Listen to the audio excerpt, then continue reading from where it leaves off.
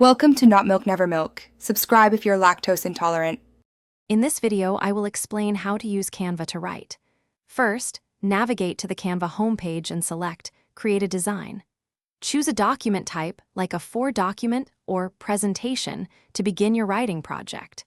Canva provides a blank canvas or a wide array of pre-designed templates to jumpstart your creativity. This initial step sets the foundation for all your written content. Once you've chosen your document type, it's time to select a template or start from scratch. Canva boasts over 250,000 free templates, offering a fantastic starting point for any writing task. Browse through categories like reports, resumes, or newsletters. Next, explore the extensive font library, featuring thousands of options.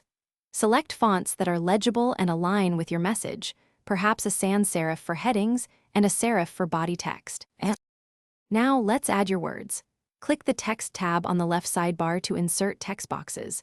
You can choose from pre-designed text combinations or add a simple heading, subheading, or body text.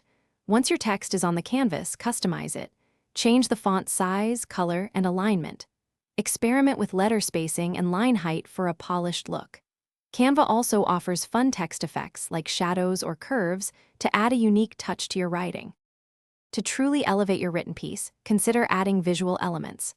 The Elements tab provides millions of icons, illustrations, and photos to complement your text. Ensure these visuals enhance, rather than distract from, your message. Before finalizing, always proofread your work meticulously for any errors.